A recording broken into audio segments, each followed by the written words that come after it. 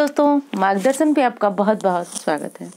दोस्तों, आज मैं बात करूंगी एक बहुत बड़े विषय पे। बहुत बड़ा इसलिए कर रही हूँ दोस्तों कि थंबनेल में आपको पता चल ही गया होगा कि मैं आज बात करूंगी आपके रसोई घर के बारे में। तो दोस्तों, उसके बारे में बहुत महत्वपूर्ण बातें मैं आज आपसे करने वाली हूँ। जैसा कि आप सभी जानते हैं कि मैं सभी चीज़ों की मेरी पूरी कोशिश यही रहती है कि आपको ऐसे जड़ से बताया जाए, ऐसे समझाया जाए कि आपको अच्छी तरह से उन बातों को मानने में, मतलब बातों को मानने में किसी प्रकार की कोई समस्या न हो और आप बातों को समझ सकते हैं। दोस्तों, मेरा मानना ऐसा है कि अगर जब आप चाहे कोई मंत्र जप रहे हो या फिर किसी देवी देवता की पूजा कर रहे हैं या फिर कोई छोटा सा आप उपाय ही अपने घर की समृद्धि के लिए कर रहे हो, लेकिन अगर आप उन चीज़ों का कारण समझेंगे तो वो करना आपके लिए काफ़ी आसान होगा। दोस्तों, बताइएगा आप ज़रूर कमेंट में कि ये चीज़ें मेरी सोच तो बिल्कुल ऐसी है कि आप जो है किसी चीज़ को समझते हैं तो उसे करने में आपको ज़्यादा अच्छा लगता है। तो आप कमेंट में लिख के बताइएगा कि आपकी राय क्या है, आप इस बारे में क्या सोचते हैं। तो हाँ दोस्तों, मैं बात कर रही थी आपके रसोई घर के बारे में। तो देखिए, रसोई घर क्या होता है? घर का एक मंदिर होता है और मंदिर की तरह पवित्र स्थान जो है रसोई घर होता है। तो दोस्तों, आज मैं बताऊंगी आपको कि रसोई घर में कौन कौन सी ऐसी 7 गलतियां, 7 यानी दोस्तों बहुत बड़ी गलतियां होती हैं जो प्रायः हर परिवार में हो जाती हैं, तो जिन्हें नहीं करना चाहिए और इन्हें करने का जो नुकसान होता है वो भी आज आपके साथ बताऊंगी। और दोस्तों, क्या चीज़ें करनी चाहिए वो भी आज के वीडियो में आप ज़रूर जानेंगे।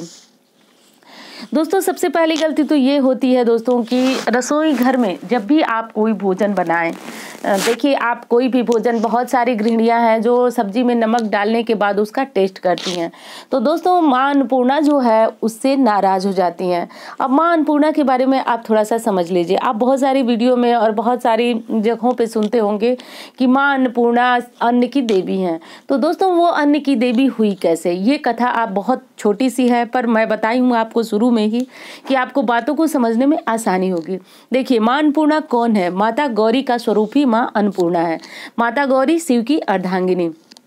तो देखिए, एक समय ऐसा समय आया कि जब पृथ्वी लोक पे जो है अकाल हो गया और उसके बाद सभी जो जीव थे वो भोजन के बिना मरने लगे। तब विष्णु जी और श्री ब्रह्मा जी श्री शंकर जी के पास गया और उन्होंने कहा कि हे देव, इसका कोई उपाय बताएं। तो देव ने जो है माता पार्वती से आग्रह किया कि वो अन्नपूर्णा रूप धारण करें। तो दोस्तों, माता ने अन्नपूर्णा का स्वरूप धारण किया। अन्नपूर्णा यानी जो अन्न धन का भंडार होता है। दोस्तों, अन्न धन का भंडार भरे रहना एक सुखी और समृद्धि घर की निशानी है। तो माता ने, गौरी माँ ने अन्नपूर्णा का जो है वह रूप धारण किया। उसके बाद शिव शंकर गए और माता से भिक्षा मांगी। तो भिक्षा देते समय माता ने जो बातें कही, अगर इस कलयुग में भी वो व्यक्ति, अगर कोई भी व्यक्ति इन बातों का पालन करता है तो निश्चित रूप से उसके घर में अन्न धन की कमी नहीं होती है। दोस्तों, तो वो बातें ही मैं आज के वीडियो में लेकर के आई हूँ कि माँ अन्नपूर्णा ने स्वयं क्या कहा है कि इन बातों को, अगर माँ ने भिक्षा दिया तो उसके साथ एक शर्त भी रखी कि इस कलयुग में हे भोलेनाथ, जो भी व्यक्ति इन नियमों को पालन करेगा मैं उसके घर में सदा सर्वदा विराजमान रहूंगी। तो यानी दोस्तों कि उसके घर का अन्न का भंडार कभी भी खाली नहीं होगा। तो ये थी माता अन्नपूर्णा स्वरूप की कथा और किस प्रकार वो हमारे रसोई घर में विराजमान रहती हैं, ये भी आप लोग जाने। तो माँ अन्नपूर्णा का स्वरूप जो है अन्न धन, आपके जो रसोई घर का भंडार है वही माँ अन्नपूर्णा का भंडार कहा जाता है। तो दोस्तों, जो चीज़ें मैं आज आपको लेकर के आई हूँ वही चीज़ें माँ अन्नपूर्णा ने कहा है कि ऐसे दोष जिस घर में, जिस रसोई घर में होंगे उस घर में मैं कभी अपना स्थान नहीं बनाऊंगी। एक चीज़ और बता दूं दोस्तों कि आप बहुत सारे घरों में ऐसे देखते हैं कि बहुत सारे पैसे रुपए नहीं रहते हैं, बहुत समृद्धि भी नहीं रहती है, लेकिन उस परिवार का जो भोजन का वैभव होता है वो बहुत अच्छा होता है। बहुत आप देखे होंगे कि किसी परिवार में बहुत अधिक पैसा नहीं है लेकिन फिर भी उस परिवार में बहुत अच्छी तरीके से भोजन बनता है और जो भी आने वाले मेहमान हैं उस भोजन को करने के बाद संतुष्ट होते हैं और वहाँ के बनाए गए भोजन के स्वाद की प्रशंसा करते हैं। तो दोस्तों, ये होती है माँ अन्नपूर्णा की कृपा। तो अब चलिए जान लेते हैं कि कौन कौन सी गलतियां जो भगवान भोलेनाथ को भिक्षा देते समय माता ने कहा कि ये गलतियां जो है भगवान भोलेनाथ आप ले लीजिए भिक्षा, और पृथ्वी वासियों को वही अनाज भगवान भोलेनाथ ने बांटा और कहा कि आप लोग जो है वह माँ अन्नपूर्णा का नाम लेते रहिए, ये भंडार कभी समाप्त नहीं होगा। तो ये गलतियां हैं दोस्तों। भोजन बनाते समय भोजन का चखना, और कभी कभी देखा जाता है कि नमकीन या पापड़ तलते वक्त बहुत सारी गृहिणियाँ जो है तलते समय ही मुंह में इसको डाल लेती हैं। दोस्तों ये माँ अन्नपूर्णा का अनादर होता है। अब बात आती है हमारे चूल्हे की, रसोई घर की। तो चूल्हा जो होता है वह सुबह सुबह, मैं कई वीडियो में आपको बता चुकी हूँ कि जब आप सुबह सुबह चाय के लिए या फिर दूध गर्म कर, जिस भी कारण से आप अपना चूल्हा सुबह सुबह स्पर्श करती हैं, तो सबसे पहले उसको साफ कर लें। साफ करने के बाद प्रणाम करें, उसके बाद जो है वह भोजन बनाना या फिर चाय दूध जो भी आप करती हैं वो शुरू करें। दोस्तों ऐसा करने से माता की कृपा हम सब पे बरसती रहती है और परिवार में कभी भी अन्न धन की कमी नहीं होती है। तो दोस्तों अब दूसरी बात जान लीजिए कि रसोई घर में कभी भी हमें चप्पल पहन करके प्रवेश नहीं करना चाहिए। अगर आप ध्यान दिए हो तो मैंने वीडियो की शुरुआत में ही आपसे बोला है कि रसोई घर हमारे घर के मंदिर इतना ही पवित्र है। तो दोस्तों अब इस बात का ध्यान आपको रखना है कि चप्पल पहन करके रसोई घर में नहीं आपको जाना है। अब बहुत सारे लोग क्या करते हैं कि रसोई घर में जो है अपने घर की एक चप्पल रख लेते हैं और वही पहन करके जाते हैं। तो दोस्तों मैंने देखा है कि अगर आप रसोई घर में चप्पलों के अलावा अगर आप वहाँ पे कोई डोरमैट या कुछ भी ऐसी चीज़ रख लेते हैं जिससे आपको नीचे से ठंड न आए आपके पैरों में और आपका काम भी हो जाए, तो देखिए चप्पल पहन करके जाना बहुत अच्छा हम नहीं कर सकते। हम ये बताएंगे आपको कि चप्पल पहन के रसोई घर में जाना ही नहीं चाहिए। और दोस्तों बिना स्नान किए अगर संभव हो तो रसोई घर में प्रवेश नहीं करना चाहिए। ये बातें भी हमें ध्यान देना चाहिए। अगली चीज़ ये है दोस्तों कि आवश्यकता से अधिक भोजन बना करके और उनका नुकसान करना, ये भी स्पष्ट रूप से मां अन्नपूर्णा का अनादर करना होता है। तो अगर आपको जितने भोजन की आवश्यकता है आप उतने भोजन बनाएं, और गलती से अगर वो भोजन आपसे बच जाता है आप तो उन्हें कोशिश करें कि गाय या कुत्ते या फिर चिड़ियों के लिए वो भोजन दे दें। कभी भी भोजन को जो है डस्टबिन में न डालें, इससे जो है माता का अपमान होता है। तो माता ने ये भिक्षा देते समय ये बातें कही कि मेरा अपमान जो है वह किसी रूप में नहीं होना चाहिए, अन्यथा जो है मैं वो कष्ट बन करके और पृथ्वी वासियों पे बरसूंगी। तो वही कष्ट होता है दोस्तों, जब कोई अनाज का अपमान करता है तो आने वाले समय में उसे अनाज के बिना, रोटी के बिना रहना पड़ता है। अगली चीज है कि हमारे शास्त्र में बताया गया है कि गाय, गरीब और गौरैया, इन तीनों का पेट आपको समय समय से अवश्य भरना चाहिए। तो गाय हो गई, गाय तो माता है, सबके घर की पहली रोटी जो है गाय को जरूर निकलनी चाहिए। गाय को ये रोटी देने से, जैसा कि पता है कि गाय में जो है वह 33 कोटि देवी देवताओं का वास होता है। तो गाय को अपने घर की एक रोटी देने से लक्ष्मी की भी कृपा होती है और गाय में समाहित जितने भी देवी देवता हैं उनकी भी कृपा आपको प्राप्त होती है। अब दोस्तों गौरैया की बात आती है, तो अगर आप उन्हें रोटी दे सकते हैं तो अच्छी बात है, नहीं तो थोड़ा सा चावल, गेहूं या कोई भी अनाज, वैसे तो शतंजा देना पक्षियों को अपने आप में ही बहुत महत्वपूर्ण है, पर कोई एक अनाज आप अपने घर की छत पे डाल दें, इससे भी गौरैया या फिर कौवे जो भी है उनको भोजन प्राप्त हो जाता है। अब बात आती है कुत्ते की, तो दोस्तों अंतिम रोटी, घर की पहली रोटी पे गौ माता का अधिकार होता है और घर की आखिरी रोटी पे जो है कुत्ते का अधिकार होता है। दोस्तों कुत्ते को रोटी देने से आपके समस्त ग्रह जो है वह शांत हो, समस्त तो नहीं कर सकते हैं, शनि, राहु और केतु, ये 3 ग्रह जो है वह शांत होते हैं। कुत्ते को रोटी आप अपने घर में अगर देंगे तो इससे शत्रुओं का जो है नाश होता है और आपके घर में जो ग्रह संबंधी पीड़ा है, इन 3 ग्रहों का जिनका मैंने अभी जिक्र किया, वो ग्रह भी आपके शांत रहते हैं। तो ये काम हर घर में होना चाहिए।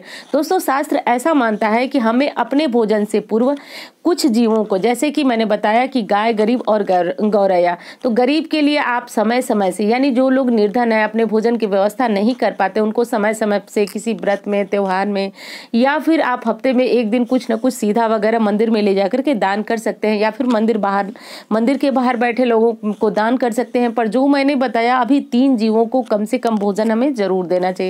दोस्तों शास्त्र कहता है कि हम सक्षम हैं, हमारे हाथ हैं, हमारे पैर हैं, हम अपने भोजन का इंतजाम कर सकते हैं, व्यवस्था कर सकते हैं, पर जो जीव हमारे आश्रित हैं उनको भोजन कराए बिना अगर हम भोजन करते हैं तो निश्चित रूप से मां अन्नपूर्णा जो है हमसे रुष्ट हो जाती हैं।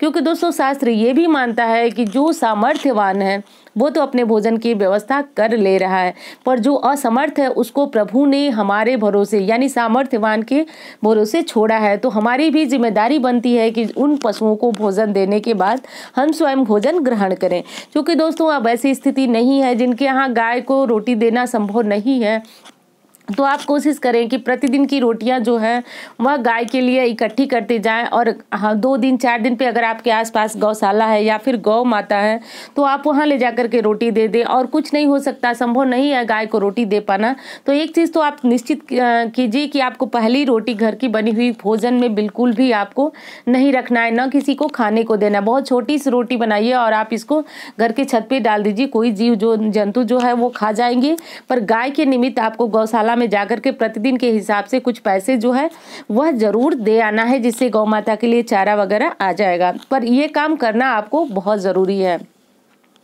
अब दोस्तों अगली बात की तरफ चलेंगे तो रसोई घर को जो है साफ सुथरा रखना बहुत ज़रूरी है। ऐसा जैसा कि आप सभी जानते हैं दोस्तों, गंदे घर में या फिर लक्ष्मी का वास नहीं होता, या फिर माँ अन्नपूर्णा यानी किचन, जो मैंने अभी बताया कि आपके रसोई घर का पूरा स्थापत्य जो है माँ अन्नपूर्णा का होता है। तो अगर आप वहाँ पे गंदगी रखते हैं, अनाज को खुले रखते हैं, जो भी आपके नमक है या मसाले हैं इनको अगर आप खुला रखते हैं तो इससे भी माता का अपमान होता है। तो आप अपने रसोई घर को पूर्णतया साफ करें, यानी कि समय समय से आप अपने बर्तनों को, जो भी जैसे भी आपको लगे कि आपके घर की सफाई पूर्ण हो, उस प्रकार आप अपने घर की किचन की सफाई भी जरूर करते रहें।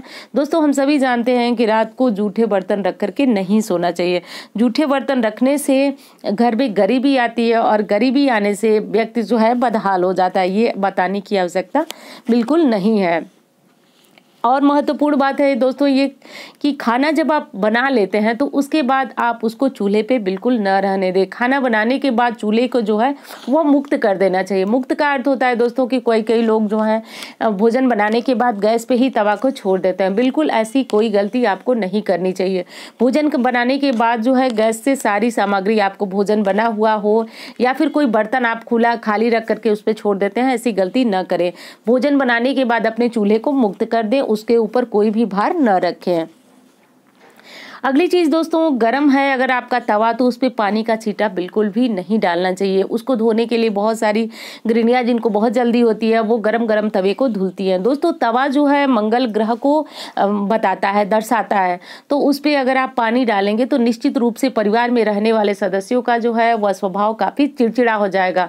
और चिड़चिड़े स्वभाव से जो है परिवार में बहुत सारी समस्याएं जन्म लेती हैं और बीमारियां भी जन्म लेती हैं। तो दोस्तों जो है कि तवे पे आप कभी भी गरम तवे पे पानी न डालें। हाँ, तवे पे रोटी बनाते समय अगर आप दूध का छींटा मारते हैं तो उससे शत्रु समन होता है और घर में बीमारियां जो है वह समाप्त होती हैं। तो अगर ऐसा कर सकते हैं तो ये एक टोटका है, उसे करें आप, कोई समस्या इसमें नहीं है। परंतु गर्म तवे पे पानी डालने की गलती आपको कभी भी नहीं करना है। अब दोस्तों एक और महत्वपूर्ण बात बता रही हूँ कि बहुत सारे भाई बहन हैं जो कि राहु से काफ़ी परेशान रहते हैं, पीड़ित रहते हैं। तो दोस्तों अगर आपको याद हो, आपके घर पे कोई बड़े बूढ़े हों तो आप उनसे बात कर लें, पूछ लें। पहले इसके समय में लोग रसोई घर में बैठ करके ही भोजन करते थे। अब दोस्तों देखिए, इसमें एक बहुत बड़ा ये महत्व है कि रसोई घर में भोजन करने से व्यक्ति का राहु ग्रह जो है बहुत अधिक जो है स्ट्रांग होता है। और जो अगर राहु किसी का नकारात्मक असर देता है तो वो धीरे धीरे समाप्त होता है। तो दोस्तों रसोई घर में भोजन करना जो है अगर आप नहीं करते हैं तो करना शुरू कर दीजिए। परिवार में जो है इससे किसी भी परिवार का स्वास्थ्य होता है खराब होने लगता है, तो वो स्वास्थ्य धीरे धीरे सही होने लगता है। अब दोस्तों जैसा कि रसोई घर आजकल काफ़ी छोटा हो रहा है, ऐसा संभव नहीं है कि परिवार के सभी सदस्य एक साथ बैठ करके भोजन करें। तो दोस्तों कोशिश कीजिए कि दिन के किसी समय कोई नाश्ता हुआ, कोई भोजन हुआ, परिवार के हर सदस्यों को दिन में एक बार रसोई में बैठा करके आप भोजन जरूर कराएं। दोस्तों ऐसा कर करके देखिए, ये बहुत आजमाया हुआ नुस्खा है। और अगर आपके घर में कोई बुजुर्ग हैं तो आप उनसे भी ये बातें जान सकते हैं, पूछ सकते हैं। तो शास्त्र की बातें दोस्तों यूं ही नहीं होती हैं, इनका बहुत लाभ होता है। हाँ, ये चीज़ें होती हैं कि आपको ये लाभ तुरंत देखने को नहीं मिलता है, ये चीज़ें बहुत धीरे धीरे आपको लाभ करती हैं, पर हाँ लाभ करती जरूर है। ये बातें आपको समझ लेना है। तो दोस्तों रसोई घर में ये बहुत महत्वपूर्ण जानकारियाँ थी जो आपको मैं बताई हूँ, और उम्मीद करती हूँ दोस्तों ये जानकारियाँ आपको काफ़ी मदद करेंगी अपने जीवन को सुचारू रूप से चलाने में। दोस्तों मिलती हूँ ऐसी वीडियो के साथ। धन्यवाद।